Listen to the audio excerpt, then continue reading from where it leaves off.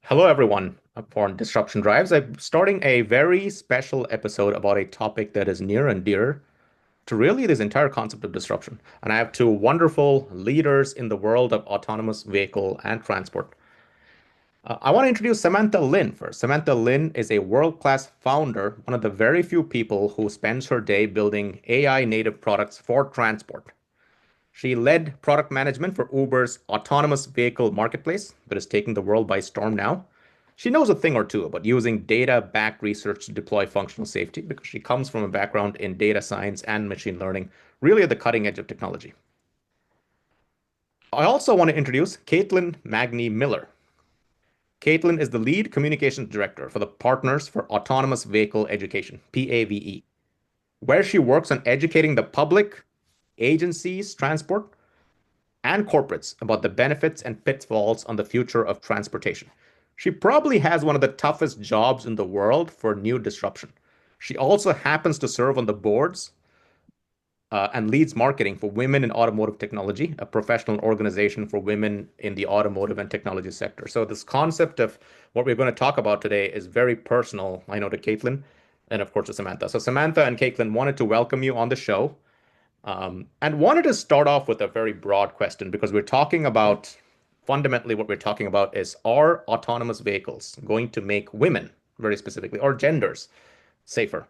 And not just women, but was focused on women, but also other typically underrepresented stakeholders. So let me start, Caitlin, with you. You do a lot of work with government agencies, communities.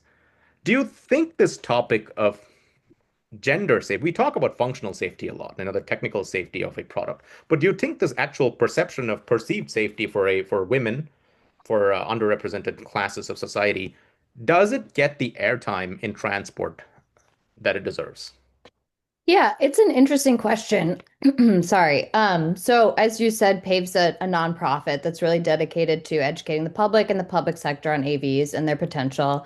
And when we're talking about AVs, we do talk a lot about the benefits. So when it comes to safety, we're typically talking about road deaths due to crashes. Probably all heard the 40,000 deaths per year statistic, and that's really sort of the most universally relatable statistic, I think. So safety from a gender standpoint is not something that comes up a lot in conversation in my experience, but it does from time to time. I often will share personal anecdotes. I recently moved away from San Francisco, but when I lived there, and I was out and about on my own, I would always take a Waymo. Just as a woman, traveling alone in the world, I feel more vulnerable in an Uber or a Lyft. So a Waymo felt like a great option for me. And in the context of this conversation, we're primarily talking about robo taxis that are taking the place of an Uber or a Lyft ride. But worth noting that at PAVE, we talk about all kinds of vehicle automation. So that might include autonomous trucks or buses, shuttles, in addition to robo taxis. And interestingly, gender safety is also a topic that sometimes comes up in trucking because many women truck drivers feel unsafe and unfortunately are disproportionately affected by harassment and violence in the truck driver community. It's a good, thank you, Caitlin. It's a good point. A couple of points you made there. One is, of course, that it's safety is not just about the riders; it's also about the drivers themselves. You mentioned about trucking, but a point you made definitely was that look, it's not getting the airtime that it deserves. The fundamental concept of safety. Samantha, wanted to sort of maybe over to you on you worked at Uber, which fairly or unfairly, and with a lot of history, Uber's taken a lot of flack for gender safety issues. It famously had this history of this corporate bravado under the founder CEO. But how did Uber, during the time you were there, approach this topic internally as a product manager? You were, of course, leading significant efforts, and maybe to the extent that you could chat about as as obviously someone who's very data backed. Is this something we can even measure, and how what would that look like? Yeah, absolutely. Love to share more about that. So I would say for Uber, safety is definitely core to our heart when we build product. So for those of you that are familiar or unfamiliar with product management, for product to be built, to be seen in front of a user, it has to go through rounds of iteration, design debates, and there are usually various heads that are in this that are reviewing this product. For example, we have the safety head that would come in and say, how does this actually help with like, let's say a woman like pick up at night? Or like, how do we make sure that for women that have a higher chances of sexual harassment would actually get matched more? Because we know that the rollout of AV is actually very few. Like there are very few AVs there compared to the amount of people that actually wanted to take AVs. So in this sense, I would say Uber is definitely taking like safety at its heart. And some of the features that are well known or maybe lesser known, like to the general public, is we recently rolled out the women rider Yeah. preference. There's actually a very interesting thing about this feature because even though I think the perceived safety value is quite high, right? Like as a woman, I feel more comfortable riding with women, and definitely as a woman myself, I do feel the same. I feel very strongly about this feature rollout. However, there's also the cons that comes with it because there are just not that many women driver out there, right? So that means you, by selecting this preference, you're actually making a trade-off yourself, whether you know it or not, is that you might actually wait longer for the ride. And depending on the neighborhood that you're in, that may potentially become less safe for you. Very fair point. And that's but and how did you measure this per se? Because I mean, we're now making an assumption that of course same gender drives are actually fundamentally safer, and that Yeah. may be data backed. But how do you measure? Because there's also, and then we're also, I want to avoid the binary equivalence of saying, well, sexual assault is what it takes to make someone feel unsafe. There is an entire spectrum in there. Absolutely, absolutely. That's a really good point. I think sexual assault is the very least, in terms of a spectrum of safety, I think that is like the worst that we wanted to avoid. Internally, we use machine learning to identify traits of the match. So, for example, if it was a woman like later at night, right, like in a worse neighborhood, the chances of being in like in an unsafe situation is higher, and therefore we would try to match with people that are that we perceive as like more safe for you to match with. So yes, we do have a lot of like data analysis and even prediction model to identify like before the trigger of like why it happens. And just kind of speak to that a little bit. You will see that in your app if you've used Uber enough, there is like trip sharing and there's also detection of like how long you've been in that location. So we use all of that, right? These are all early signal for us to know that if you've been in the location for too long, why are you not moving? Is there anything wrong, etc. And so you actually measure subliminally the quality of a driver as well, more so than just, their sort of binary cadence of any actual traumatic incident. Fair enough. Absolutely. So let me pose both and maybe start with Katelyn for now. And since you work at the forefront of customer education and passenger education, community education, do you think driverless taxis are fundamentally safer? I think yes, on the surface, if you eliminate the driver and the passenger interaction, you're probably going to reduce interpersonal incidents and you're also likely making them safer regardless of gender because driverless cars don't get drowsy, they don't get distracted, they don't drive drunk. There are a lot of benefits, to driverless vehicles. I think zooming out a bit, though, this is sort of indicative of a more systemic problem. And I will acknowledge that I'm painting with a pretty broad brush here, but statistically, women do face higher risks of sexual assault and harassment in general in ride-hailing services. But this is also true of many situations. Women are more vulnerable in the workplace, on college campuses, when they're out late at night, et cetera. So I think we have to think about why women are targeted in this way and why perpetrators, I guess, are emboldened to commit these actions. And when you get into that conversation, you're really talking about a big mix of social, cultural, structural factors, power dynamics, and gender equity, which is, we could talk all day. Absolutely, absolutely. And the role of men as well in this conversation is sometimes overlooked, right? Is there additional education just to the men on how they can behave or not behave with? Is that something that typically communities ask and that you work with? Is that a topic that has ever come up, Caitlin? It's a topic that comes up sometimes in our work with women in automotive technology, or WAT as we call it, because there's been a lot of discussion about whether or not to include men in our programming. And while our goal is really to elevate women's voices when it comes to programming and speaking opportunities, we want to create allies among men. So we want to invite men into those conversations too, because I think that's an important part of progress in this area. Absolutely. Samantha, over to you. Do you fundamentally think that the role that you were playing made traffic safer or transport safer? I actually do believe yes. And the reason is because, and we're also seeing that in the data and some of the user research that we have conducted, is that some women, especially for those that work like late night because of their profession, right? Like think like nurses, doctors that have to like go out at night. What are the transportation options that are available to them, right? Either you drive yourself, you could take a bus, you could take a public transportation or an Uber, which is probably not super safe. And especially when you have a routine job, right? Like you know that this person is always coming in to pick you up at your house at, let's say, 3 a.m. and always arrive at that hospital. Like they know like your route. It's something that's very private about you, right? So in that sense, in the user research that we've seen, a lot of actually women they prefer to take driverless vehicle, like for those type of jobs. Got it. Fair enough. And you're almost making a point about predictability. A trusted driver, for example, or really the autonomous car, which is a trusted driver, would actually help create a better perception of safety.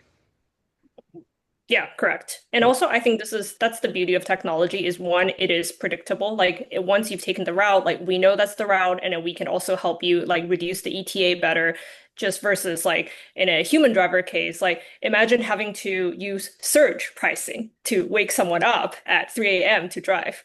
That's not the best experience for that person either. And also, in that sense, like a lot of times, like a woman is not going to come out and drive at 3 a.m. in terms of its preference. That's an interesting point, and I want to. That's a good segue into I think something that Katelyn mentioned, which I'm coming back to now, which is that look, we've talked about rider safety, but Katelyn, you brought up a point about driver safety, and you said it was also true in trucking, particularly true in trucking, in fact. And you said so. AVs may help women riders. I think we've established that.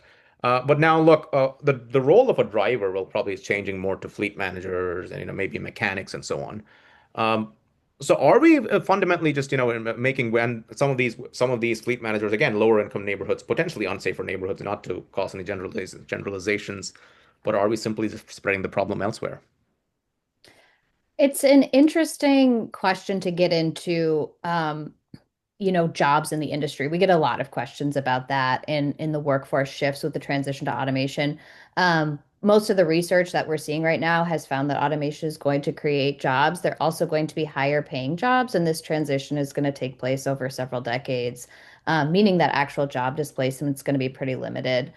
And as we all know, AV companies are hiring at a pretty rapid pace right now, and that goes beyond software development. Like you mentioned, there's going to be kind of an uptick in roles like fleet management, remote monitoring, vehicle maintenance. To keep a fleet of Waymos or robotaxis on the road requires a lot of hands-on work. And AV companies are also partnering with community colleges and universities so that people are equipped with sort of new skills that they might need in this future of the workforce.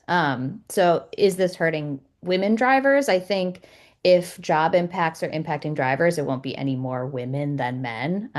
Like I said, I think this is more of a systemic problem, and we really need to look at the root cause of it. So if But we I guess want, specifically, I was talking about fleet managers and mechanics, which again are more overwhelmingly men than even drivers are. And in that case, are we creating and are we further limiting? Yeah, that's I guess that was my broader point, but you sort of answered it. Uh, in that it's probably not it's all drivers in general, but of course women will be somewhat affected more, simply given that it's or maybe actually the drivers that remain may just and be more women. Yeah, it's an interesting question. I think if we want to change the power imbalance or gender imbalance in the workplace, we have to look bigger pictures. We have to look at the gender pay gap. We have to make life easier for working moms. We have to promote women at the same rate we're promoting men. Um, that brings in a lot of the work that we do at Watt, like I said, where we're trying to really elevate women's voices. I see a lot of manels or all male panels in the AV industry, unfortunately.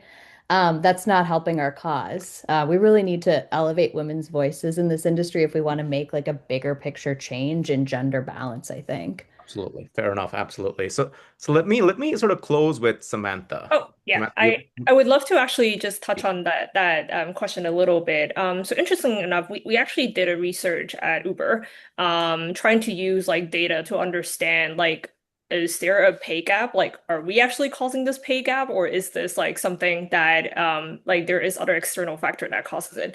And because as a PM that worked in literally matching algorithm, like it is essentially identifying who's going to get the job. I can tell you we do not bias towards men or women. However, interestingly, we find there is actually a pay gap. And the reason is because like going back to kind of what I said earlier about like 3 a.m. surge time, maybe people were coming out of clubs, right? Like ask a women driver, would you want to drive in that hour even if I pay you 2x more money? They're likely going to say no. But for a man, they feel pretty comfortable and they would just go and take that job. So that is kind of where it sits, is because it's not because we wanted to bias towards men, like in this particular sense, is because men themselves feel more comfortable driving in that kind of scenario. So I feel like in a sense of like AVs being more popularized, it could level up the playing field a little bit more. That's a good point, Samantha. But let me actually ask you a slightly different question, which is, did you ever do the gender segmentation, of course, did you ever find that one gender was safer or better drivers than the other? Just broadly, in terms of accidents and, No, I don't believe this kind of they're report they're has. equally they're equally fair enough. Let me ask you though, Samantha, you have of course been in product management, dealing with these ethical concerns as well. How do you design for this, and how do you dimensionalize that design rather than, of course, everyone knows functional safety, which is the technology safe? Katelyn brought up the point of the number of rides and number of incidents. But how do you actually design for a perceived safety? Is the ride make the person feel safe? Right, right. Yeah. I think this kind of goes back to like a lot of the features that we have launched about even before you get into a ride, you're able to trip share, right? So that's one of the things. It's like people, if you've gone online and see like before we launched this feature, what do people do then? Like they sometimes people actually pretend to be on a call with someone, especially if you ask women, right? They pretend they're calling someone and say, "Hey, I'm heading back home. I'm in this car with this driver, with this X, Y, and Z," to make them feel like they're safer and also kind of help the driver understand that, hey, someone's watching this. But solving this with technology, I think that's key. Is like now you can just directly trip share. So someone would be able to monitor like where you're at. And also we anonymize like the information that's shared with the driver so they won't be able to reach back out to you. So just even helping you understand that these feature exists, I think that helps with like perceived safety because it's not wait until like the very end like of that. But also like I think safety as a whole, like there's a lot to it. Like there is the driver which is a really big variable in the model that Uber runs, the driver. But there's also like a lot of like other things as well, right? The technology of it, which I think it's the interesting thing about AV is that we've kind of gone beyond like the safety of like, hey, is this actually a safe driver? Does the driver drive safe? To like all the drivers are the same. Like, and if you look at Waymo, it's just called a Waymo driver, and every single Waymo is trained on the same set of data, right? So now that's becoming more like educating whether or not like, do you feel safe in a Waymo? Like, do you feel safe in the like training and the technology behind it? Absolutely. Well, I wanted to close on that, and it's a very, very interesting topic, and so definitely established that, the concept of women in transport and travel is not getting enough airtime. So hopefully we're changing that, helping that argument get along. But I wanted to again take some time to thank Samantha Lin, ex-Uber, and also Katelyn Magney-Miller, communication director at PAVE, for this amazing conversation. So I know there's lots of topics to talk about, lots of things to peel aside, and a deep conversation. But I wanted to thank you both for this very engaging conversation. Hope you had fun. Thank you, Great. Harry. Yeah, great conversation. Yeah, thanks for having us.